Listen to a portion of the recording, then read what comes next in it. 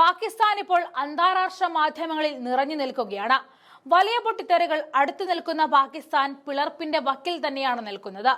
പിന്നിൽ താലിബാന്റെ സ്വാധീനമുള്ളതാണ് പാകിസ്ഥാനെ കുഴപ്പിക്കുന്ന ഘടകം.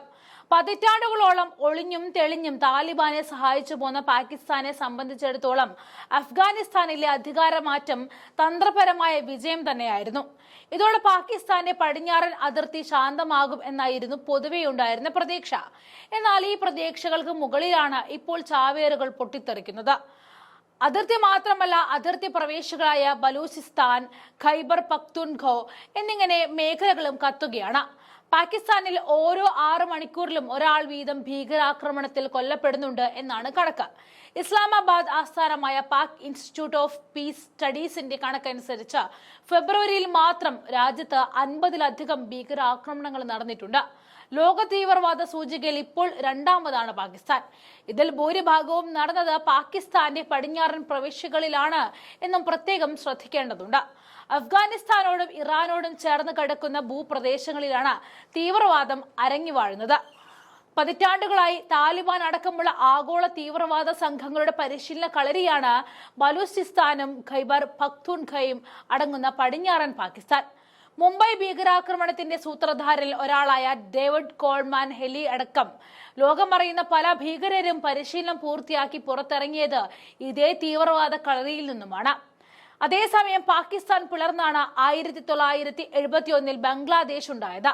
ഇറാൻ അഫ്ഗാനിസ്ഥാൻ അതിർത്തിയോട് ചേർന്ന് കിടക്കുന്ന ബലൂചിസ്ഥാന്റെ ആസാദിയാണ് ബലൂചിസ്ഥാൻ ലിബറേഷൻ ആർമിയുടെ ലക്ഷ്യം.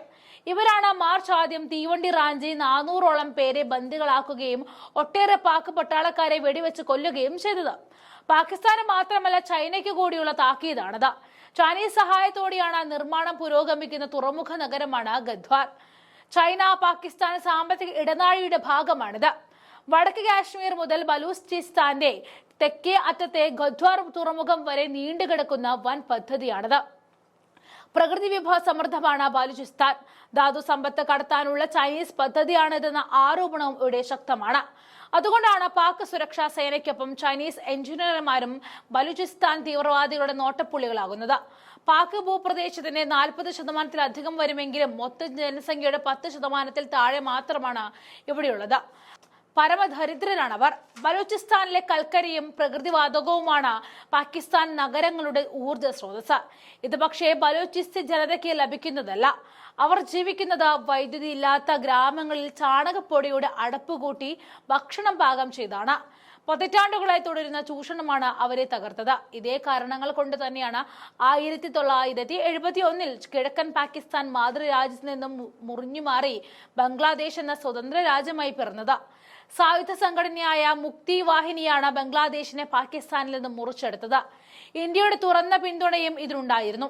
കിഴക്കൻ പാകിസ്ഥാനിൽ സംഭവിച്ചത് പടിഞ്ഞാറും സംഭവിക്കുമോ എന്ന ഭയമാണിപ്പോൾ ഇസ്ലാമാബാദിനെ ഭരിക്കുന്നത്. പാക് പട്ടാളം ബലൂച്ചി ജനതയ്ക്ക് മേൽ നിഷ്കരുണം ആക്രമണം നടത്തുന്നതിന്റെ കാരണവും ഈ പിളർപ്പിന്റെ ഭീഷണി തന്നെയാണ്.